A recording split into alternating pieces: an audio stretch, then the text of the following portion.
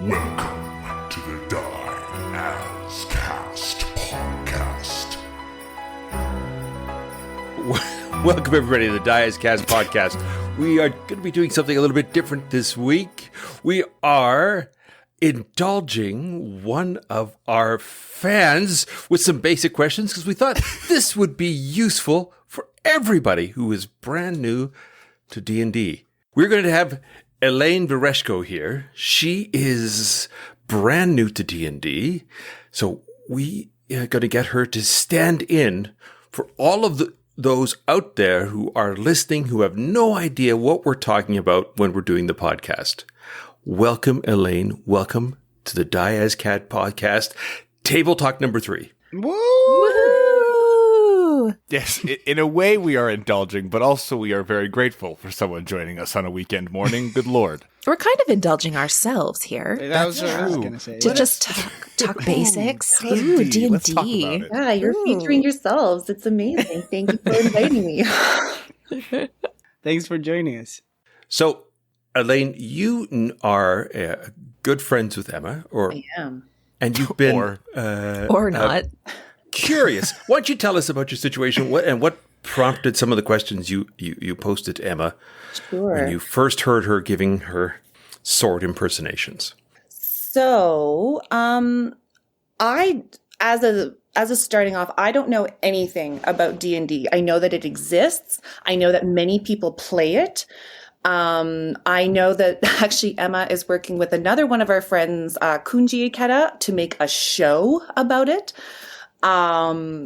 And I recently did a residency at Forest Lawn High School, and all the kids were talking about it, and they were all like, and actually even the show that we were making masks for was a D&D show, and I was just confused. I was so confused.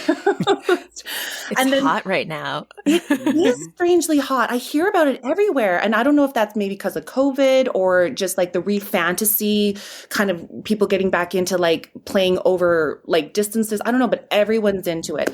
And I am so busy these days that I do not have time to learn quickly. Like I just don't have time to sort of bring it into my life. And so I just wanted to ask questions because it seems like a game that everybody understands, but there's no rule book, there's no board, there's no pieces, there's no, like, I don't understand how everybody understands the same thing where it seems like there's nothing regulating it. I mean, there are so many rule books. But I do love this. I love that. So then I saw Emma posting about being on this podcast, and I just openly said, it's like, I would just love to almost like have a D&D for dummies and to understand just a quick understanding of what is it that people are playing? How is it that they are engaging? And how do you play a game that has no game board, like game board? Yeah. Or like anything connecting it, I suppose. I think you came to the right place. This is D&D for Dummies. I'm so jazzed. Expert. We are dummies, and that's We are dummies. Yeah. And we play D&D. So Yeah. This excites me so much. Just wow. I'm so thrilled. I have a feeling this is a topic that we could talk about pretty much all day. Kevin, do you want to just talk about your big tome of rules? I feel like you're the one that has to keep the most in your head. should we introduce the rest of us for those? Oh, I don't know. I guess they know us. Let's do it. All right, why don't you start off, Griffin? I'm Griffin. Excellent. Diego? Great introduction. I'm Diego. I play Chisk in the Dice Cast. Emma? I'm Emma. I play Templar's Verge in the Die As Cast. And Griffin plays... It's unclear who I play. Kevin Cork's our DM. Yeah. Here we go. All right, so the DM, let's start with that. DM stands for Dungeon Master. It's back when D&D was first started. Just to give you a little bit of history, D&D was created as a fantasy supplement for wargaming back in like, someone's going to jump me, but I think around 73, 75, something like that. I think it's coming up on its 50th anniversary. So yeah, it would be 73. And it was designed originally to be a supplement to, the old-fashioned war games where people would create a bunch of miniatures and reenact Napoleon's battles and World War II and all that kind of stuff. And it was created as a fantasy supplement that you could add onto your game. And so you had like 3 or 4 really basic characters. You had, I think it was a wizard, a fighter, a thief, and a cleric. The original term, I think, was Magic Man. It was Magic something user. else. It wasn't wizard. It was yet. Magic Man? No, it was Magic User. Oh, Magic Fighting Man. Oh. Magic no. User. Yes, it was Fighting Oh Man. my God. I will fight you, Kevin. I will Fighting Man you. You know what, Emma? I've learned never to go up against your trivia. So, all right, it was Fighting Man. Elaine wasn't really fighting man. I'm looking it up. Okay, so where it has evolved over sort of 5 generations is into being much more of a boardless, dice-driven storytelling game. So everyone creates a character. They have various stats and abilities and things that they can do. And the characters are wide-ranging, and they get wider ranging with every new supplement or rule book that gets put out there.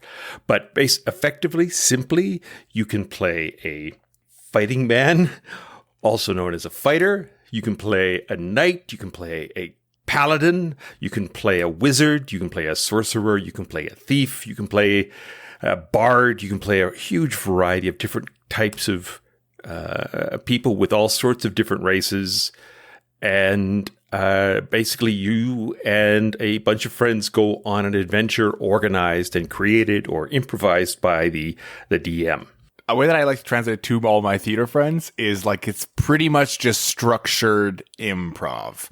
I think there was, I would say even before 5th edition, there was a weird kind of like stigma around it. And then when you get your friends to like sit around the table and do it, it just turns into like, it starts off with like just bits with you and your friend, and then like the jokes kind of start turning into a real story, and then eventually you actually start to feel sad when that NPC dies because he was your favorite, and like you start to trick your friends who were kind of dissing on the game to be like, oh no, Galdriel, I'll miss him forever. Like I think tricking people into role playing is very funny. It really is long form improv within the squares of rules, which I love because I'm always afraid of improv in a way, but I love having something to sort of go, okay, well, I have this pathway that I can follow or not. I can, either go straight down the road that is set out for me by my character sheet, or I can throw it out the window and not do things that I'm good at by the book, Yeah, it's really fun to sort of play within the bonds of the game. Diego, what would you add to that? What I was going to say is that I was actually one of those people who absolutely detested the idea of D&D before I started playing. When my friends introduced it to me, they were like, you're an actor. You're like my non-actor friends are like, you're an actor. You're going to love this. We're going to sit at the table and pretend to be elves for 3 hours. And I was like, that sounds like the stupidest thing I would ever do with my time. And they were like, just try it once. And then I sat down at the table and I was like, this is amazing. This like it just sucks you into the world immediately. You just start pretending, and like again, long form improv. And I'm also like Emma, that I was like terrified of this kind of stuff. I still am a little bit, but like it feels different when you're at a table or through a webcam with your friends, that and love, and start telling little silly stories that eventually turn into like some really touching stories sometimes. I also think one of the largest reasons that it's gotten so hot right now is like, well, for 2 reasons. One, I think COVID had a little bit to do with it, just in terms of like the fact that the game can be digitized. So there's like a whole bunch of like podcasts and even a few video streaming shows like just about people playing a D&D game. And they're varying budget levels. Like to your point about the board game and the pieces, there are some shows that like print out a whole map and you have your little guy and you can move your guy around. We don't do that because we're on like an audio format, and that wouldn't be good radio. So we have to kind of use that imagery to bring people into the podcast without being like, just picture my guy moving. Can I move there? If I go behind him over here, there, over here. but also, and I can only speak to 5th edition, but I've heard rumblings of previous editions that this one is way more user-friendly, way easier and way more intuitive. If you go back to even like 3rd or 4th edition, there was like Thaco 2-hit armor class 0, which was like a bad amount of math. Like it was We don't need to talk about that really- here. No. yeah, crunchy bad number game. And it's gotten a lot easier, I think. And more focused on like the role playing aspect Yeah. too. More about the storytelling. I've been playing for, I think, probably 4 or 5 years now. And I've never read the Dungeon Master's Guide, and I can confidently DM this game. You know, there is a lot of rules out there technically, and you could play that way. But you can also, 5th edition is very accessible. Like once you have a basic understanding of like what the goal is and how to tell a story, which I think we all do. Yeah, there they are. Diego's holding up all the books right now. For described audio, Diego is holding up 4 huge 4 tomes. of my books. So they actually release a book explaining each edition, like someone who's doing that? Who creates these books? I don't know. Let's look around. Who is doing that? Well, our favorite one that's doing that is Kobold Press. But many people, it came out originally with a group called TSR, which has been bought by someone else, eventually bought by Wizards of the Coast, which has since been bought by Hasbro. So it's all corporate now. The game property is owned by Hasbro. Yeah. But, you know, to a certain extent, don't tell Wizards, but you don't really need to own anything in order to play the game. That's what I've heard. Yes. Yeah. Yeah. A lot of people, when they will either make up their own variations on rules, once they have the grounding, once they have the basics. And actually, Elaine, the basics are a free download from the whichever D&D website it is. What is the correct D&D official website? D&D Beyond. You can get the basic rules free from Wizards of the Coast and D&D Beyond. D&D Beyond is a digital asset where the whole player's handbook has been digitized, so you don't have to like pen and paper it anymore, which is the old way we used to build character sheets. But now everything is available to just build digitally. It's super user-friendly. It sort of takes you on a flowchart way of building a character, and it's really accessible. It really changed the way I think a lot of people built characters once that was reasonably available. We have a lot to say about the game, so I think you can stop us when you have questions because there's a lot. One of my questions, because I'm surprised to know that there's books, because to my understanding, it was just completely fabricated by everybody. But when people describe to me, especially the DM role, the Dungeon Master, right? That role seems to have an ungodly amount of power. And so when people explain to me the game, I'm like, well, what is preventing this godlike DM from completely doing whatever they want, you know, favoritizing their favorite players, or, you know, being mean to who they don't, or making up concepts and ideas that maybe people What do you mean don't like. prevent? Yeah, there's nothing preventing Kevin. Yeah. So I'm wondering, I my big question is about this DM role. How is it regulated? And then how do people in the group feel if they, if they like that person or they don't like that person? Can that role switch? Do you have feedback systems? I don't know how it works. Comment Great card. questions. Yeah. Those are great questions. In terms, it's basically a group of people getting together to play. The DM is sort of organized the adventure, but that sort of misleads it. What a DM does is creates a background for a story to unfold. And they will have a basic outline, or they could have a published outline. Like there are certainly literally thousands of adventures you can get that you can buy, download, you know, and they range from like $50 to $2. People have written them up. And when you get that adventure, it becomes the story you're going to tell. But you are not limited to this adventure because, first of all, the players don't know the adventure, so they're going to react the way they think their characters would, or the way they want to, which then takes the story off the rails. And that is part of the joy of it, because it's not really the DM writing the adventure. It's the DM laying the groundwork for the group to write the story.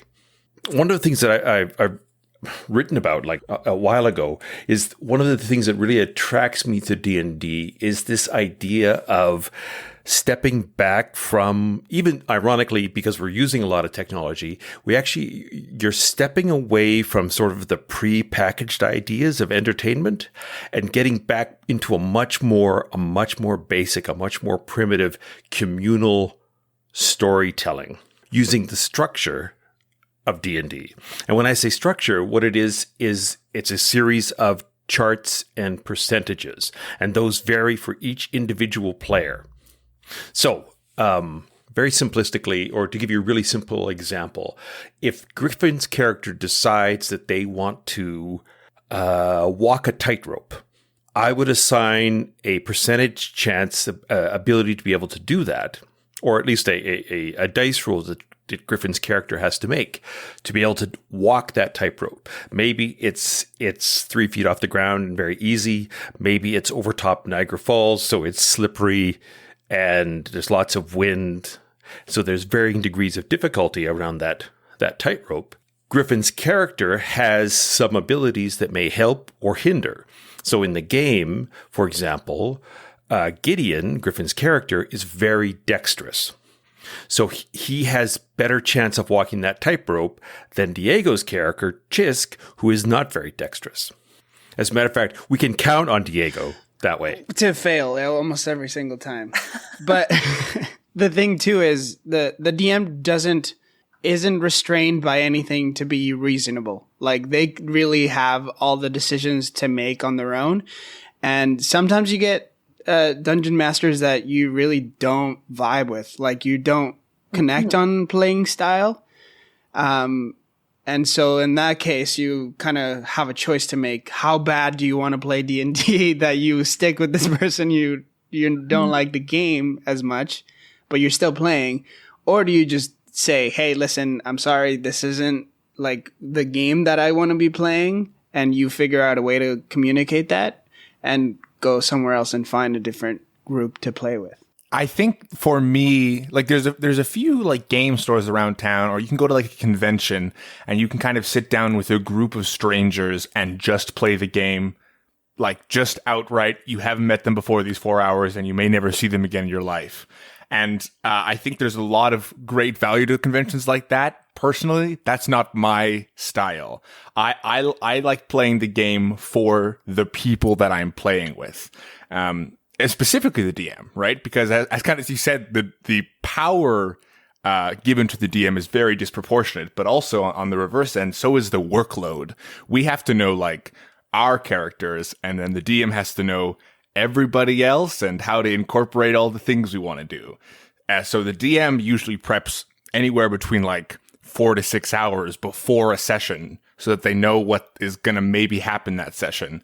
Or they have to be quick enough on their feet to be like, oh, you're not going into the castle that I thought you were going to go into. Okay, yeah, sure, we can go to the shopping mall. Crap. Great. And then like make up all that stuff. So the DM on the spot also potentially has to completely improvise a brand new plot that they don't have control over. I would say like more often than not. Oh, yeah, Kevin, what percentage of the podcast have you improvised so far? As I've gotten more experienced DMing, I actually spend less time prepping the adventure I have in mind and more sort of, I'll come up with, for an hour game, for example, I'll come up with like 4 plot points that will sort of drive the story forward, how the characters reach those plot points. And the plot point could be as simple as you discover that the woman you thought was the maid is actually the princess. Or you learn from the cobbler that his wife was taken away by the fairies 2 years ago. And where that cobbler ends up happening in the course of the adventure becomes less important than you just want them to drive. You just want to sort of drive that story forward.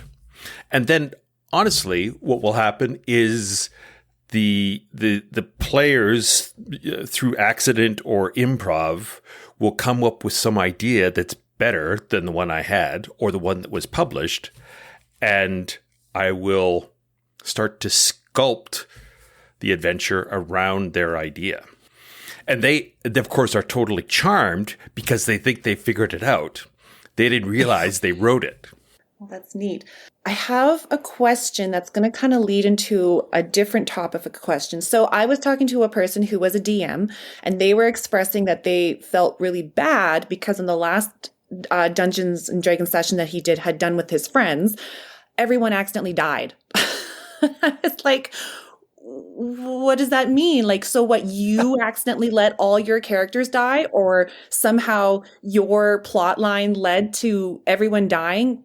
But does that mean that all those characters are completely scrapped? Can't you just start them again? And so anyways, I have a lot of questions about how that happened and what does death mean in Dungeons and Dragons for a character? I laugh because those are exact same questions that my girlfriend had when I was telling her about my first few games. Yeah. Right. Also, didn't you kill her first game, Diego? Yeah, I did. Now she'll never play again. My God. No, she still loves it. She still loves it. Unless your DM is like super malicious, I will usually wager to guess that if your entire party dies, it's usually the player's fault. Usually. Sometimes the DM will just be like, here's a huge T-Rex and you're all level 1. Yeah. It's like, warning, don't go here. Yeah. Right. If a party is starting to like, we need to run away, there's not very many DMs that'll be like, this monster pursues you until it kills every single one. You know what I mean? Like it is collective storytelling, and if there's no players, the story ends. As for me, I guess it depends how long I've been playing with a character. If a character dies, part of me's for sure sad. And part of me's kind of like, I get to roll up a new character. I can be a new thing and new abilities. I can be a whole other person. As well, especially in a show like this in kind of a performative context, if you're feeling a little like unsure about your improv or your role playing or like what you want in the world or what drives you, a character death of one of your friends is very easy acting fodder. So a couple of things I would say around that. I never want a character to die through a bad dice roll. If the dice, I don't want the dice to dictate the story. I want the character to choose. Like, I want the character to have a heroic death or at least a tragic death. I don't want them to have a pointless ancillary death. Accidental. Yeah. Like if the characters are, I mean, it's all a matter of degree, right? So if the characters start to die, first of all, there's lots of steps between living and dead. There's various degrees of hurt and coma and unconscious and, at death's door. But if characters are starting to fall because they've gone unconscious, because they've taken too much damage, then I will start to tweak the fight, or I will have that cobbler show up and it turned out it was some sort of avenging knight, or I'll have something, or maybe they get taken prisoner, or the possibilities are literally endless in terms of avoiding having a character die. That being said, you can't let the players think that they can never die, because then they get, first of all, it takes away all the stakes. And part of the joy of the game is that moment of not knowing what's going to happen. Literally one of my favorite moments is when people are just sort of paralyzed looking around. They don't want to touch anything or walk anywhere or do anything. So they spend about 20 minutes talking about the various things that they could do. And then their brains, I can feel their brains all kick into overdrive as they all start to think about their abilities and the items they're carrying with them, and do they have something they could do, and all this kind of stuff. So it's triggering all sorts of authentic responses in the player, not just in the character, but in the player itself. And is what adds the richness. So yeah, I mean, if there is a volcano there, and the characters decide they can all just dive face first into the lava, then yes, you need to find smarter players. Yeah, part of the DM's job, especially with new players, is teaching about consequences. Like, you can do anything in this game, but you kind of have to you gotta take your lumps and learn what it means to live in this world, right? And part of that is testing boundaries, just like any new baby. Yeah. Yes. One of my favorite PC death moments. I've died twice in this game. Ooh. Once we had a almost like TPK, which stands for total party kill. We were, I think, maybe level 3, and we were fighting a bunch of were-rats. We were very much over our heads, and we didn't get the signals.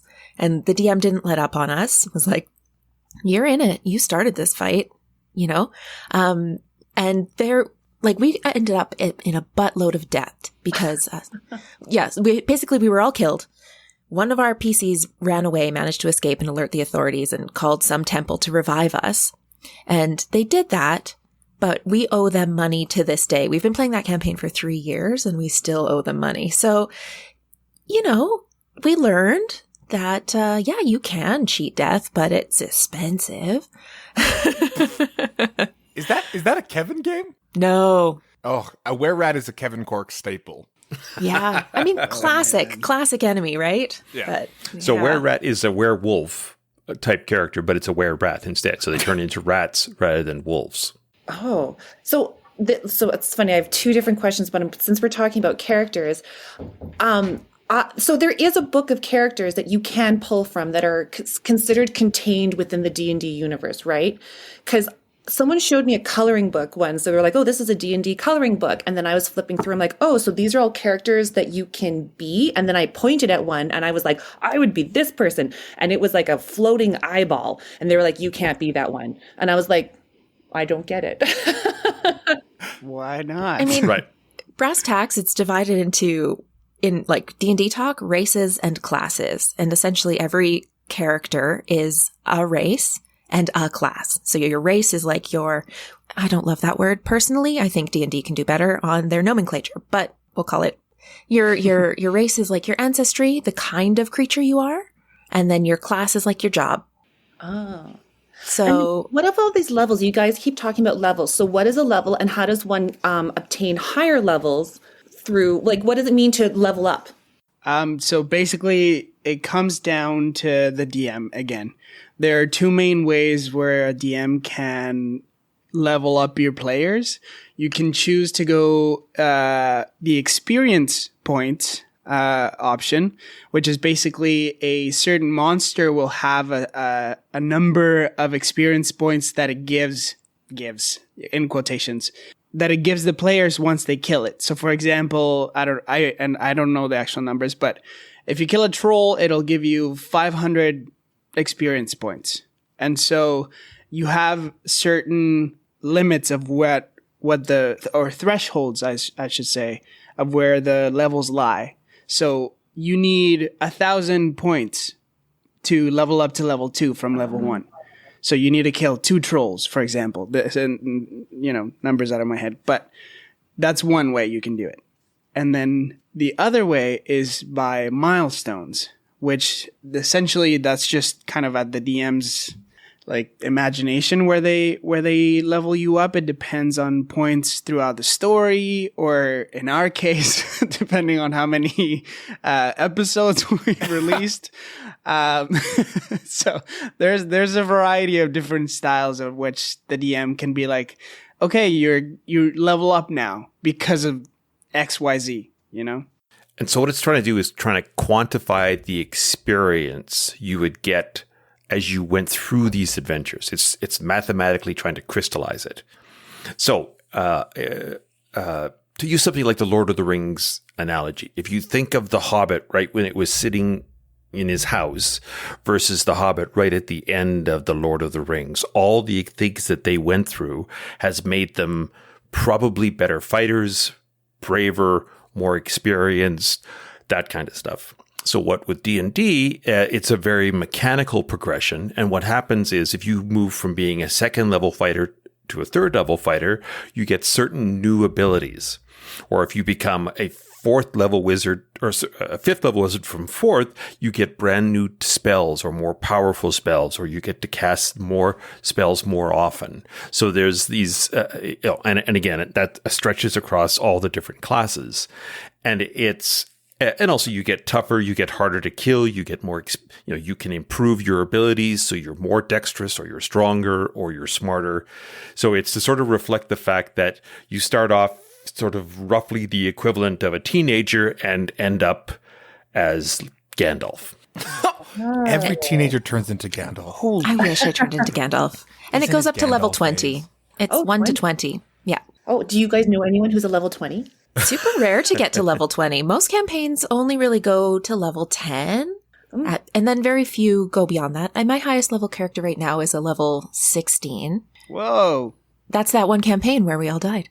I got to level 20 once, but it was, it gets kind of bonkers at that point. Like Yeah. we had level 20 and we had a whole bunch of like very cool items, and we were fighting the equivalent of like gods. Like when you're level 20, there's the theory that like once you reach level 20, the game is kind of over because it's hard to find anything that's like a challenge. Like even the most like scary high level monsters, if there's 3 or 4 party members that are level 20, you can usually beat it. Like you just get high power stuff. So if you're a level 20, let's say, or as your character is expanding, you must have to create like quite a comprehensive spreadsheet of memories and details and right? Because I would never. So does each of you have like a document that reminds you, oh, there's a book? So we all take notes, usually Diego campaign got us notes.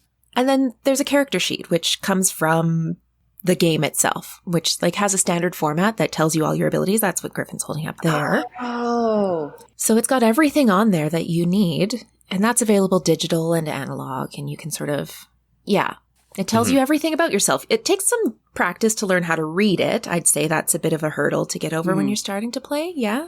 One of the things that I've done that's worked really well for like brand new people is to do effectively what you had talked about, Elaine, where you don't ask somebody to roll up a character, and we'll get into that, what that means. I offer them a selection of archetypes. So I will say, here's a knight, here's a wizard, here's a thief, here's a monk, and we can tweak them actually quite a bit. But for people who are brand new, being able to have the clear image of what a wizard is in their head makes it easier. Because one of the online personalities, I forget who, said it's really fun to have a character. If you're brand new, it's really not fun to roll up a character because there's so many variables. And what I find is if you hand them a pre-created character and they get into the game, then they can go back later and tweak that character or start from scratch and start over. And, for a lot of people, once they get into it, they start creating characters just to have just to see what the new abilities are. Because there's so many variables with so many different races and so many different classes. There'd be literally hundreds of various combinations. So you could be a barbarian, but you could be a halfling barbarian, or you could be an orc barbarian, or you could be a robotic barbarian. There's all these different variations. So the reason that you couldn't play the round ball creature with all the eyes on its head is because it's simply too powerful a character to start, or a personality, too powerful a monster, simplistically. So it would give you unfair advantage, and the game wouldn't actually be very much fun for you because you would just roll around blasting everything.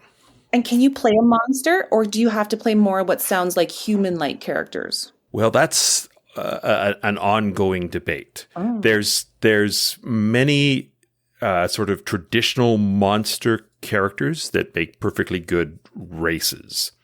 So something like a troll or an orc, when you think of those sort of stereotypes, there's lots of people who will play those kinds of things.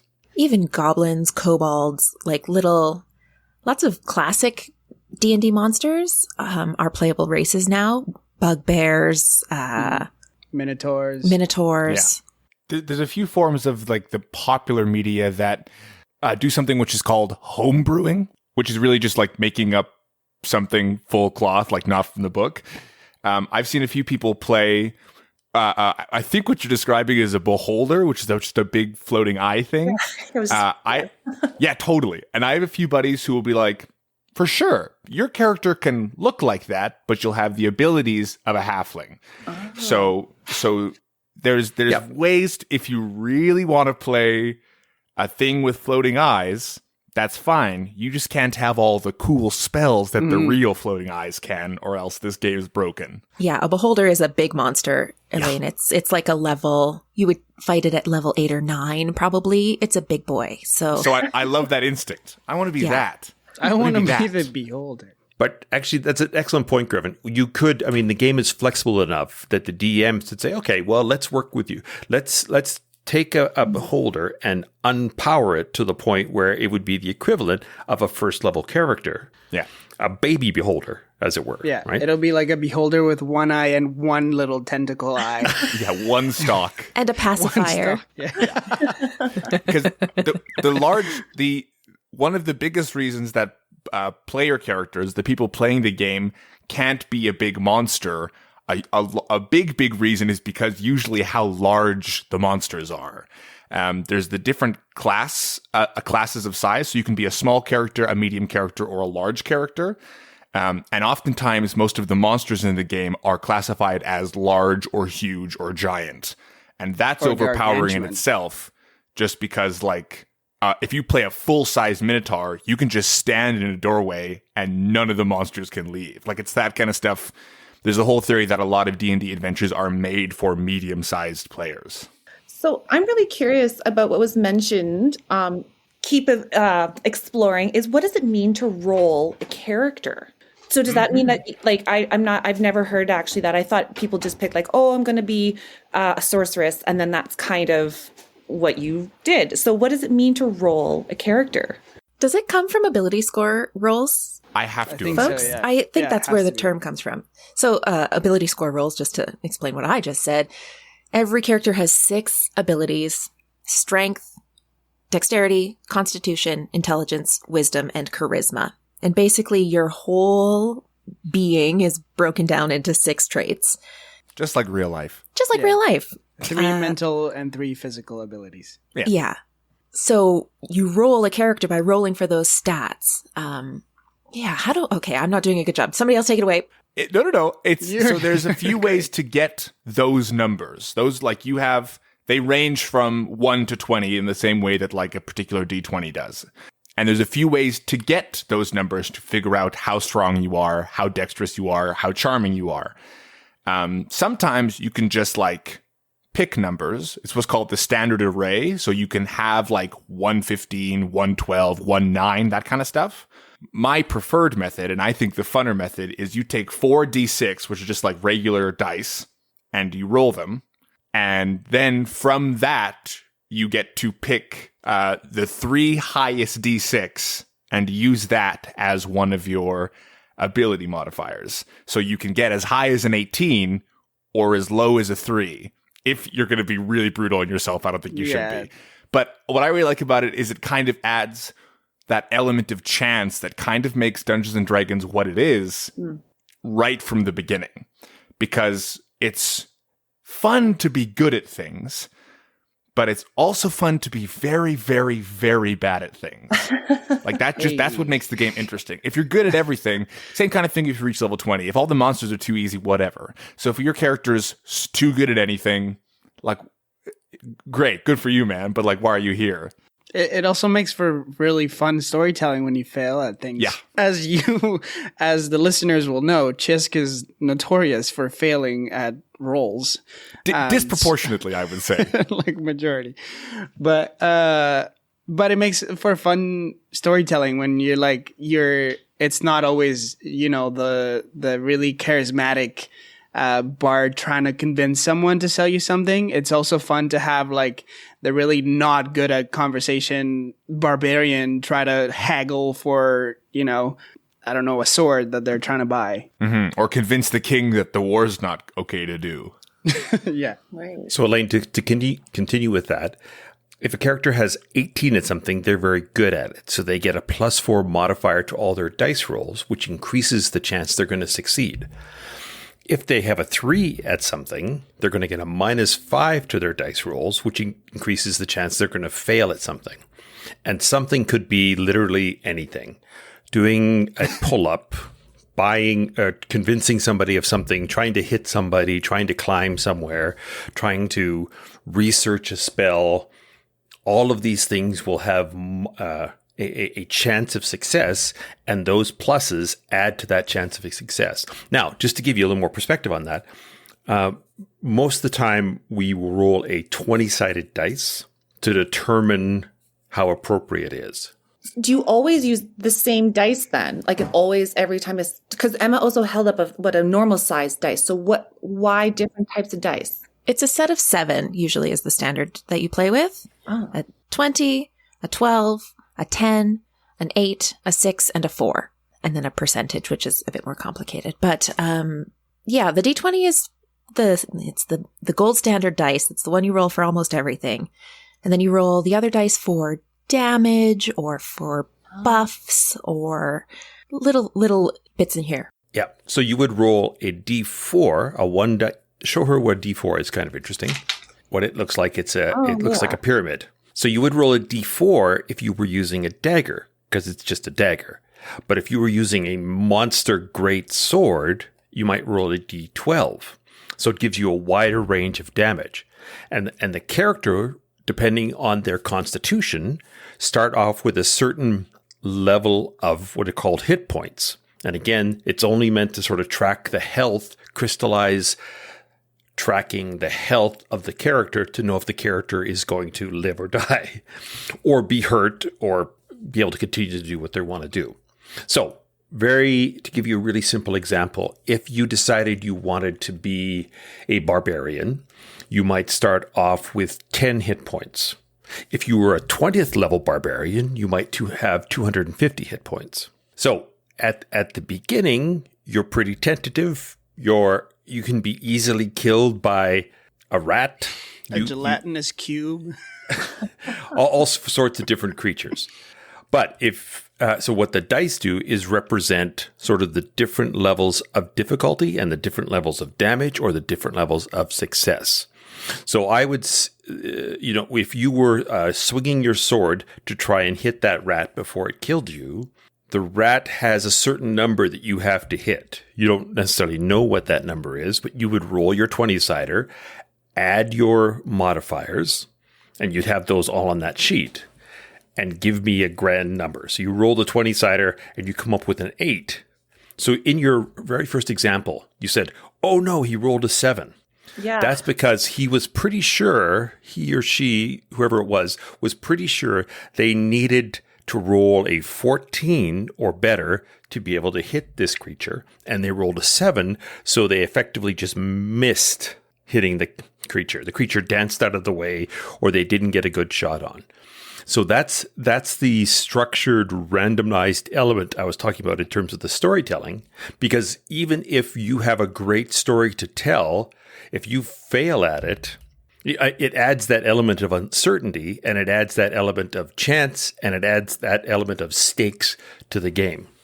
Because players will come up with all sorts of cool ideas. The chances of them succeeding vary depending on their abilities, the situation, a whole host of things.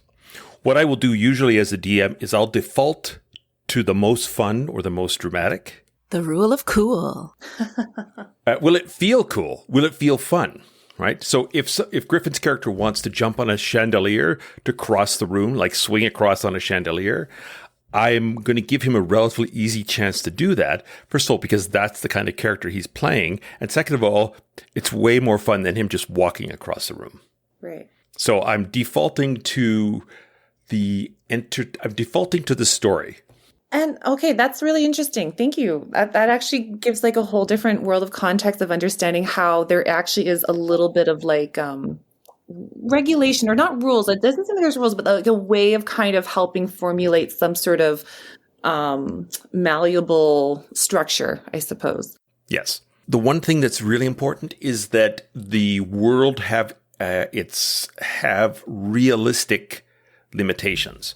And the realistic is subjective, but it has to be consistent. So if I mean, very simple example, if gravity works in that world, it always has to work. You can't decide that it's just not going to work because that wouldn't be fun. Now, there may be areas of the world where gravity doesn't work or it works differently or there's other conditions. But there has to be a reason for why gravity wouldn't work in this area if you've established that gravity works on the rest of the world. I had a buddy put it once that your character is Legolas, your character is not Bugs Bunny. Right. So like you are at like the peak of your physical condition, but you can't like stretch your arm 30 feet. You know what I mean? Michael Jordan. You can try, but there might be consequences. 100. Yeah, dislocated. Roll for Rips the dislocated arm shoulder. right off. So now I have a question that relates to this word campaign. Because like what Emma just said, she was doing a campaign for 3 years. I've heard people say that they've been doing campaigns for 5 years. I've heard people say that their campaign lasted 3 months. So what does it mean? What does a campaign mean? Campaign doesn't seem to be limited to plot. Like you can do several different challenges and plots within a campaign. And how do you know when a campaign is done? I love this. I love this so much. These are all the questions that we want to talk about all day for our entire lives, and no one's going to let us. Yeah. This is our vice. Best. Okay, I will offer a definition of a campaign. We can see where I'm wrong. I think a campaign is the same group of players and DM telling a story in the same world over a set amount of time. And that can be like different arcs inside a campaign. It can be different characters even, but in the same world. Does that seem right, folks? Yeah? Yeah, I would say everything except the set amount of time. Oh, I meant like over a whatever that Yeah. time is. Yeah. Because it could be, you could play a single arc, right? For 4 sessions, you go from point A to point B. The campaign could be traveling from one city to another, and then you did it, and then you retire and move on with your lives. Or it could be like 5 years, changing the world brick by brick, you know?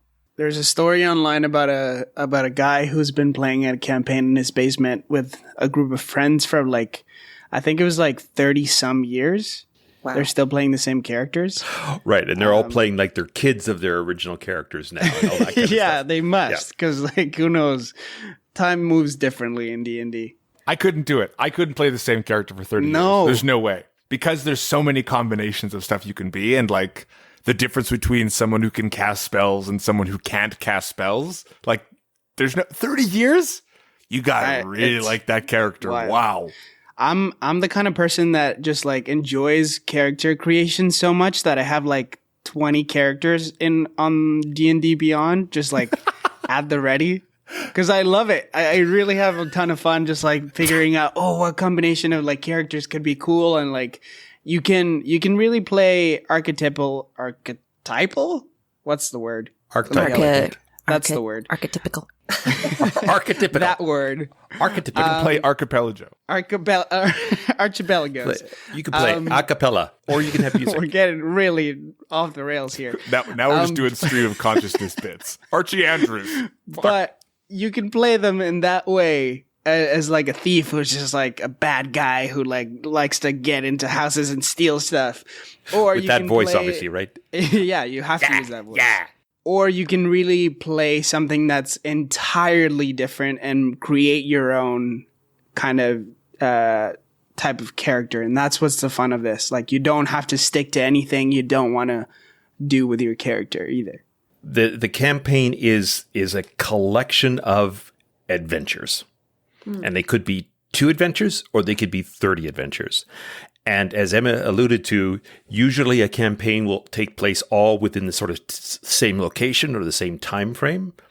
If there's no connecting story that moves people from one city to another, if all of a sudden they're just at another city, it's usually not a quote unquote campaign. It's usually not like an ongoing story.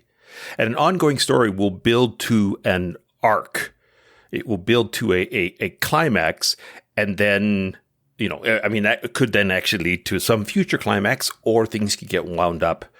It could be a movie or it could be a television series. Yeah, an arc being like a season of a series kind of thing. Right. Oh, that's an interesting way to think about it. I like that. A season. Well, I mean, you guys have actually been really great about sort of discussing a lot of this. And I'm sure there's like so many, like it sounds like a game that can be played very lightly or get to an extreme depth. And so I'd like to know, like, in terms of from each of your points perspective, what is for you the strength of the game that keeps bringing you back? Is it? I'm sure that there's like a lot of connections, of course, you build between your other players. Like, you obviously get really attached to the plot lines that are continuing. But like, what is it about the game that you think offers? What is it that it offers as its brightest characteristics for you or anyone else? I will go first because I already kind of touched on it. What I think that's so genius about D&D is the structure of the game. I keep using the word tricks, but that's maybe not what I want to say. Maybe unlocks the creativity and storytelling ability of people who didn't think that they had it. An example that I always like to use is I obviously play D&D with a lot of like performative people or theater people or film people. But I played 1 or 2 sessions with 2 of my friends who work up at the oil fields, who don't consider themselves like very open, very vulnerable whatsoever. Like they have a hard time talking about their feelings, like just these 2 specific dudes that I know.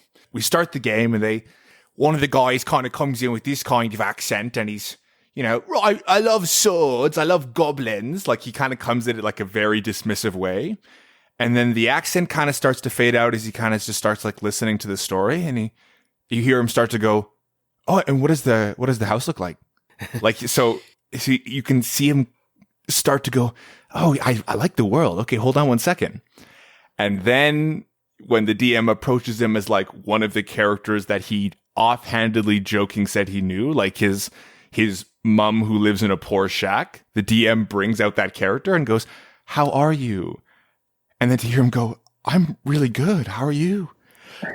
So it's just kind of, and then, and I think this was brutal of the DM, but then that character's mom dies. No! Session 2. And you see this guy, Oh my God. and it sounds like I'm painting kind of a stereotype, but he's in like a plaid shirt and coveralls at the moment that we're playing.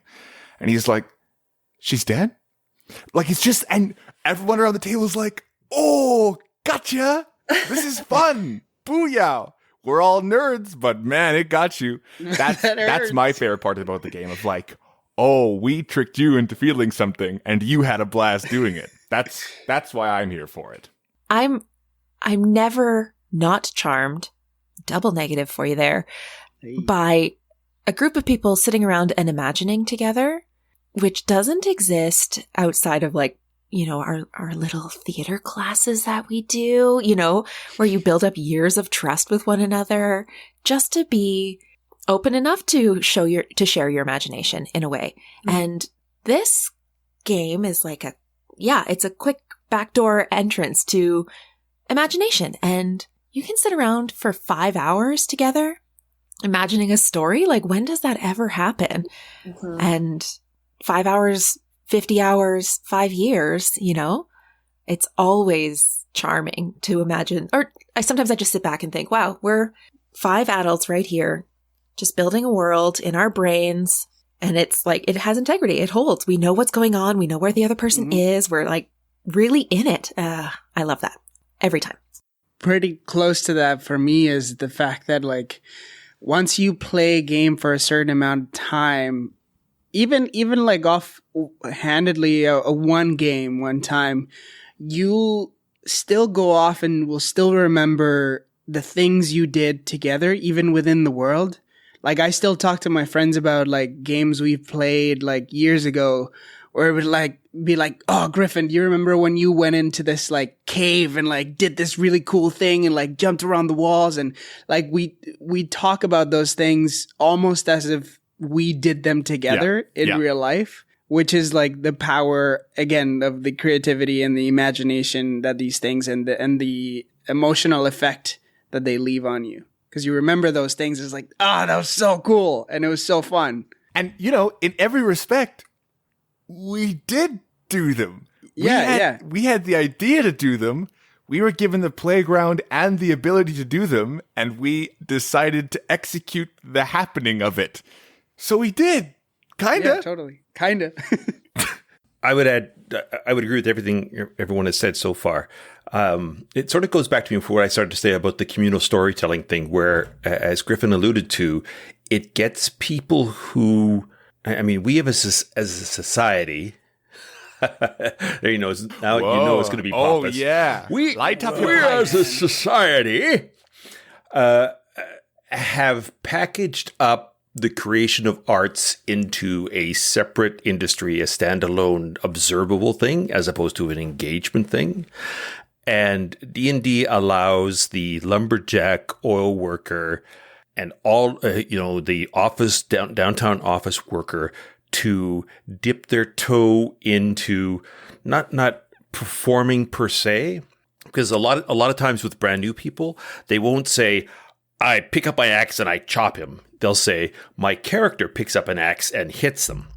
So they have one step still distant. They still have sort of that third person kind of thing, but they are getting engaged in the action and in the story despite that. So even more immersive than a good film or an interesting TV series, you are driving, or at least partially driving, the story forward.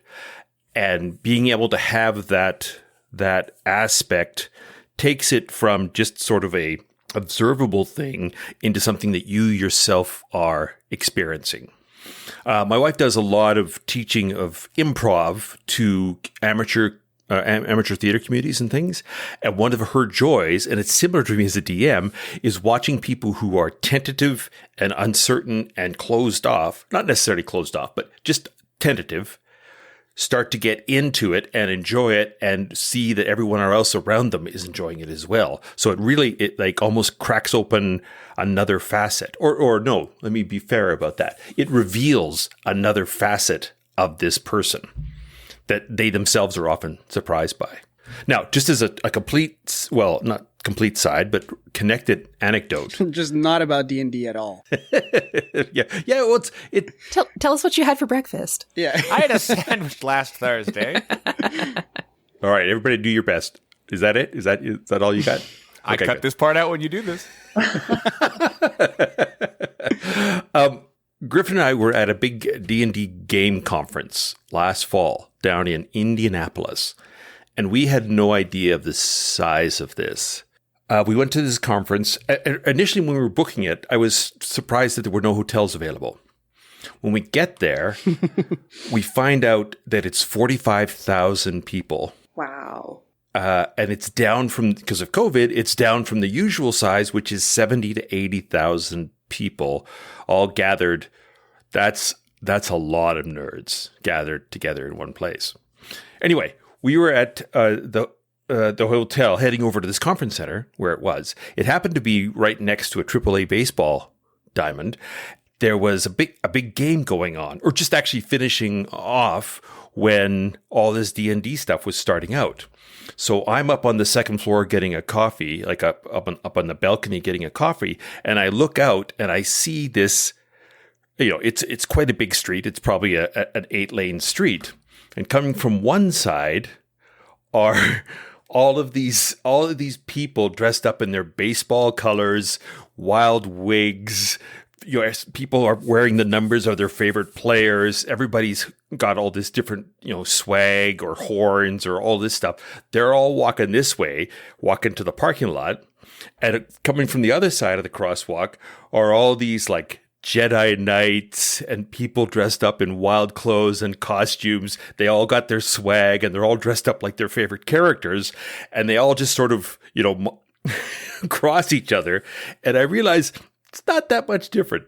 And they brought out baseball bats and switchblades and all fought. Yeah. Then they all did that. Yeah. Jet. Started dancing. But for both groups, it's an expression of another side of themselves, and it's something that they both enjoy and get immersed in, even though it's stereotypically a very diverse, separate, distinct groups. I just love the fact that they were crossing. I thought the analogy of them all mixing together as they were walking across the crosswalk to be an excellent one. So I have a question about this conference now, because it kind of relates to what was going to be one of my last questions, was D&D on the larger side of the world. So, you know, like you have all these little pods of people playing their intimate little games.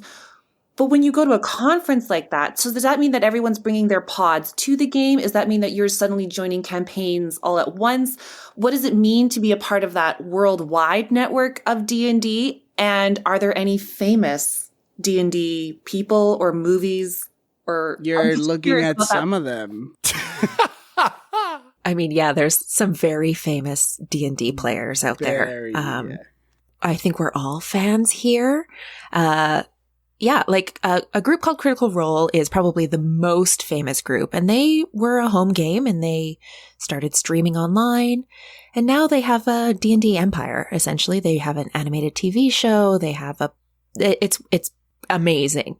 That's been, by the way, all funded by the fans too. Like they did a Kickstarter and they wanted, I think it was like $500 or $1 million or something, and within like a week they blew past their goal, and now they had like $12 million that was all thrown at them by the fans. It was insane. And there is a small factor in that most of them were at least like top tier voice actors that also had somewhat of a following, but it's far surpassed anything that they just got through that. It's truly just like a dedicated following. Yeah, so there's lots of various Twitch streams, there's lots of various podcasts, there's lots of well-known performers even on YouTube, people that have, you know, millions of followers talking about stuff.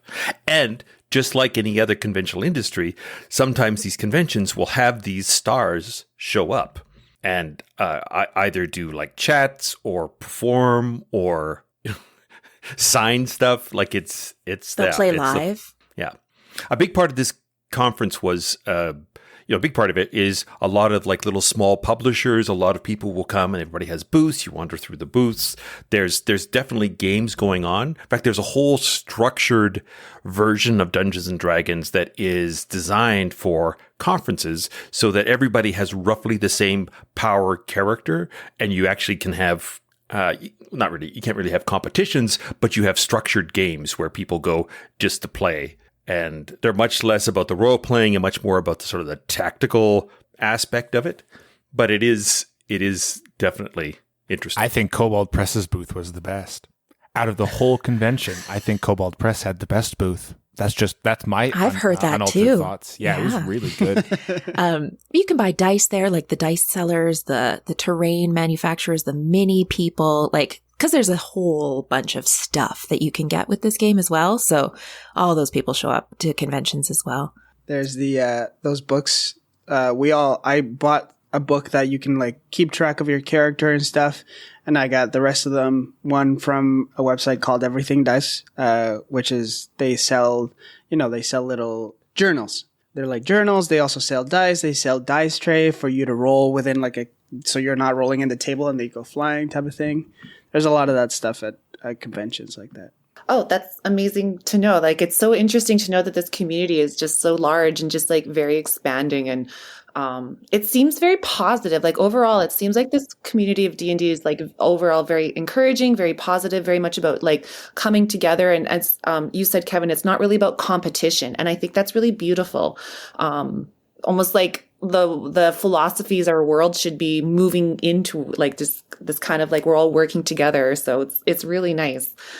At its best, it's a collaborative game, right? It's not a competitive game. There's a little bit of push-pull between the players and the DM, but that's more like friendly, trying to do something together.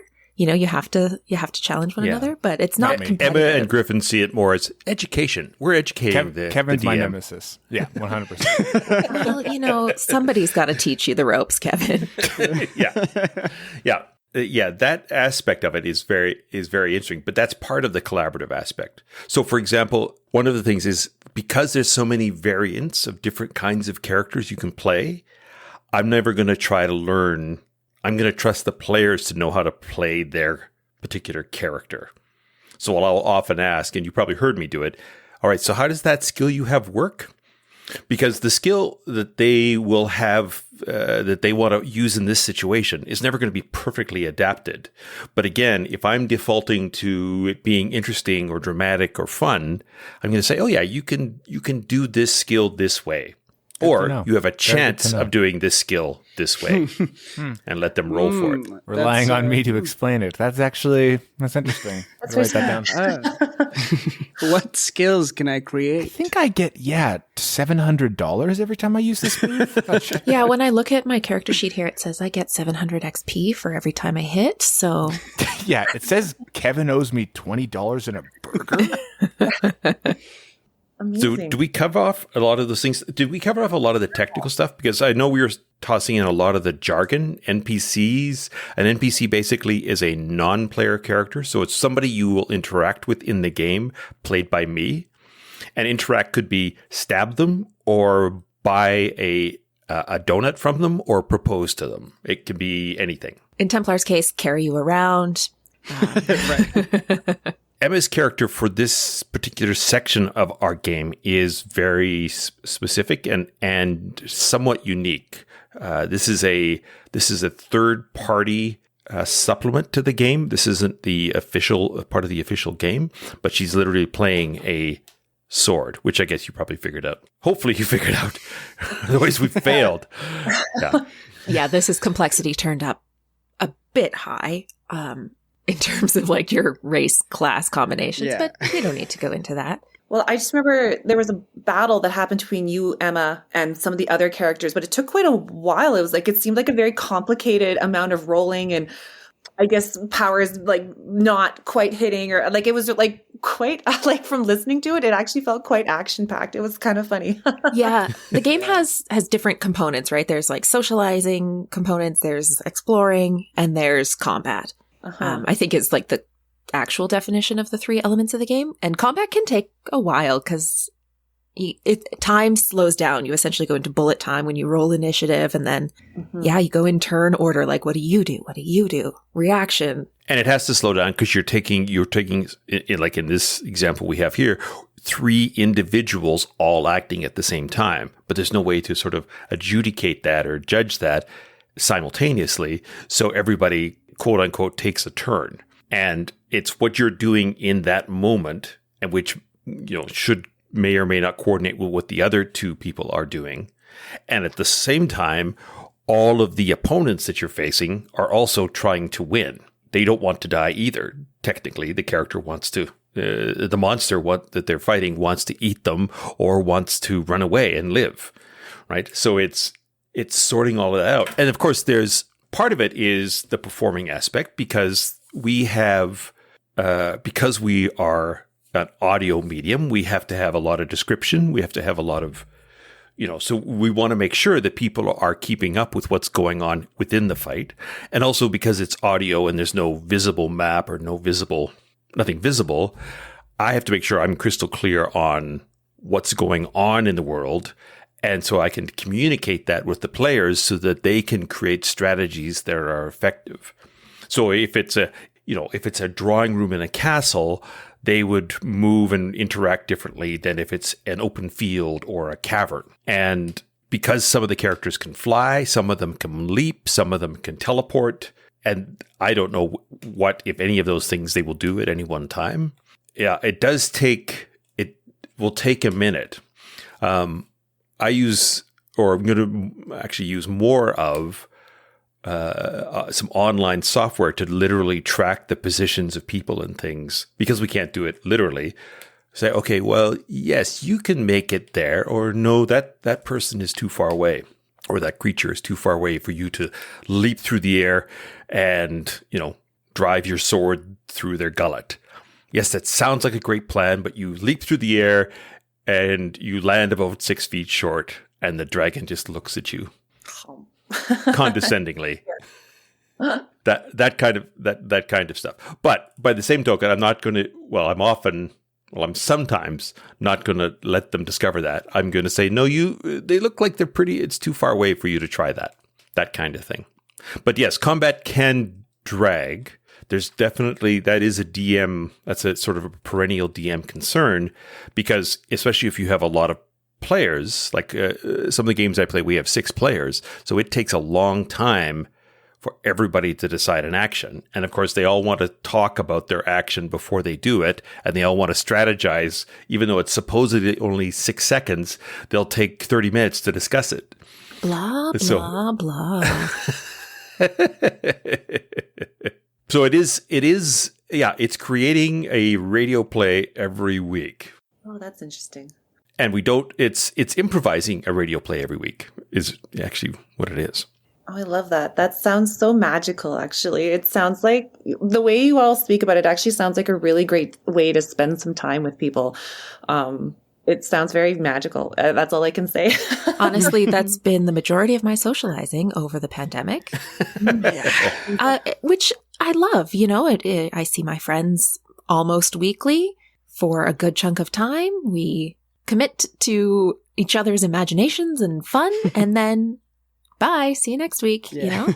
And in the podcast, you don't get that, but there's obviously a lot of socializing before and after a game where people are talking about stuff and sidetracks, right? The other thing you'll hear in the podcast is when we sidetrack for 10 minutes talking about whatever, favorite sandwich or whatever else has sort of popped into people's heads in the moment. Griffin loves that. Really beautiful, though. Oh, yeah, absolutely. For anyone who's not on the Discord, Emma went ahead and found that picture of David Suzuki Oh, as Adam. First It's so try to make that glorious. reference. I also looked up that picture. I was like, David Suzuki's buff? I do so really like good. the tangents in any kind of D&D media. I think that's what separates one D&D media from another D&D media, and that's how you get to know the actual people, is the tangents. Yeah, there is that balance between getting to know the characters and getting to know the players, both from inside the game and if you're listening in a performative medium like this. Like, I love listening to other people play because you get to know them on both levels. Yeah. And you have to kind of get to know the people, because then when the season ends and they're new characters, you want them to stay invested. So Yeah. And also, that is an interesting thing, because that is what actually distinguishes it from a radio play. It's like showing up behind the scenes and the radio play at the same time. It's striking that balance between watching the Marvels, watching the Avengers, and watching the actors play the Avengers. It's like going to a live taping of Friends. Yeah, absolutely. I don't know what I thought of that. Although, that's right. How old were you when that was? That was you were like 3 you were years old, probably. You probably got kicked out because you were too loud. All the critical hits that happen in Friends. Yeah. Yeah. Oh, gosh. I mean, at this point, I feel like I'm almost like wanting to be like, okay, maybe I actually need to You wanna try play it. You do. Yeah, It we answers know. so many questions, truly. We know you want to Really play. does. Yeah. There we go. We add another one. Here's the pamphlet. the way to recruit. That's It right. just sounds like the most beautiful game that literally has almost like nothing that's holding it down, but in some ways it's manifested such a beautiful way of constructing such a tangible way to interact. And actually, I love this concept of you're just asking people to embody imagination. And especially in today's world where everything's so literal and so scary, I just can't imagine a better therapeutic outlet for all of us to just have some time where we just get to be imaginative and feel that as best as we can through ourselves. And that's really beautiful to me. So thank you for sharing this time. Now we're pressured. Am I going to cry? I might cry. I feel like there almost needs to be a D&D philosophy of life, 10 points that you get out of the philosophy towards your own life, and what you can get from this kind of structure of interacting. There's actually a really cool analogy about, if anyone of you has heard of the spoon analogy. There's this analogy about spoons where, for example, some activities, for example, will take more spoons out of your day than others for in terms of anxiety or depression or things like that. And so you have, let's say, 5 spoons, for example, for the day, and a shower takes 2 spoons, or whatever. A good analogy for that I've heard is with spell slots. About a shower takes 3 of your spell slots per day. For someone who's a magic user, they have a certain amount of spells that they can cast. So that's it has so many life utilities as well. It's just a cool game. By spell slots, he means that's sort of the way to limit or can crystallize what spells you have if you're a wizard or a spell casting creature. Yeah, D&D has been used as a vehicle for all sorts of people to express themselves in all sorts of ways. And certainly in the last few years, it's certainly come to sort of typify the openness or opening of society. Is that a fair way to phrase it? You guys, none of you really know because you've all just been playing for the last few years. But it's that idea of it's sort of certainly been a forerunner. It's popularized or made acceptable maybe. You know, there's a lot of people who come out with really, they use it to express their new identity or discovering new sides about themselves. Because the concept is, since D&D is all a fantasy world anyway, if you want to be this personality or you feel you are this personality, this is a perfect way to sort of try out expressing it before you manifest it more in your life. So there is certainly that, or at least from what I see, out there on media, I see that as being a bigger and bigger thing. It's a bit of like a nice way to look inside yourself as well, I mean, what we're doing on the podcast is more sort of a performing version of it. So some of the choices we're doing are geared to make it more entertaining as opposed to if we were just sitting around a kitchen table playing the game. And whether that's actions or whatever. Now, that doesn't mean that we don't have all of those connections happening, and we're still obviously legitimately having fun and that kind of thing. But it's sort of the next level of D&D playing. And I think if there's any downside to the things like Critical Role or any of these really popular things, is that it's made people think they have to be better performers to play the game. Like one of my new players, she didn't want to play because she couldn't do accents, right? So that it creates this kind of, it makes it popular, but it also sort of defines it. And it took her a while to accept the fact that she didn't need to do accents to be able to play the game. So she sort of felt pressure. But that's a small side effect. Obviously, there's lots of very positive things around all that kind of exploration. And yeah, it is about being magical for sure. Well, thank you so much. This has been great, actually. Thank you so much for all just making the time. I feel very inspired, actually, out of all this. So thank you. Oh, yeah. Yay. I mean, we set aside time to do this all the time. So thank you for joining us. Yeah. Yeah, no, it was great that you come in, Elaine. Appreciate you sort of leaping on and being brave and embracing all of the things you didn't know so that you can be the voice of the people who are listening that don't know. Unknown, of the unconverted. I would be interested in talking with you again if and when you do try it for the first time. Just to Maybe see I'll hit Emma up. how that went for you. Yeah. Yeah. Do you have any plugs you want to toss in? Are you a social media kind of person?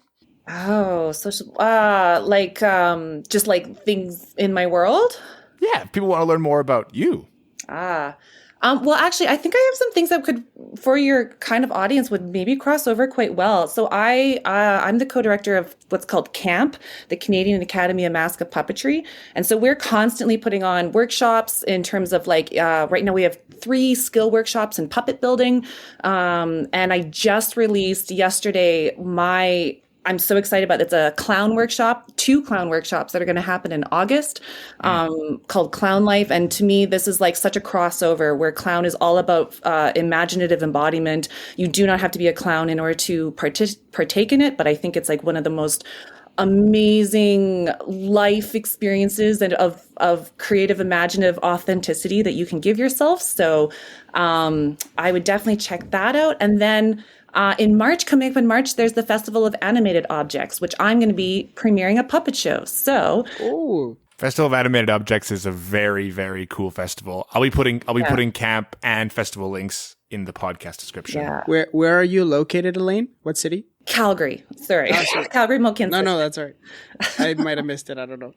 No, sorry, I forgot that we might not all be in the same. But a lot of these workshops are for anyone. So like Western Canadian artists from all over kind of really sometimes come in for these workshops. So I'm very excited to also spread the magic of mask puppetry and clown to all the people. Yeah. Oh, yeah. Diego, hit us with some of your handles. Hey, you can follow me on Instagram at Diego Straddle, or you can follow me on Twitter at DII_Straddle, or you can follow me on TikTok too. A video game that I've been working on is about to wrap real soon. And Can you say it yet, or do we have to keep it quiet? we still have to keep it quiet. Nothing has been announced or anything, but I'm very excited to get to talk to you all about it because it's super cool. I think this is the first mention of you doing the video game, so that's very exciting. Emma, handles. I'm at Cinderemma B on the internet, but I'm not really always there. But you can watch. I'll plug a play that I'm working on in Calgary as well, at Steel Magnolias at Theatre Calgary, which I'm very excited to be working on. We're going back to live theatre, and I'm thrilled. Kevin. I will say that if people have other questions, I want them to feel free to post it to us on Facebook or Twitter or on our Discord channel. Our website is diascast.com. There is going to be more DM blogs happening there, but we want to hear from everybody, and we want to hear about questions, and we want to hear compliments. Yes, we brought Elaine on the show from a Facebook comment, so rest assured we do check our social medias. You can hop on the Discord. You can email me any thoughts or questions or concerns at griffin@diascast.com. You can follow me on any platforms at Griffin Cork. Join the Discord. Check out the site. And we will see you next week for episode 22 with Templar's Verge. Oh, yeah. Thanks, everybody, for Table Talk episode 3. And thank you so much, Elaine. Thank you.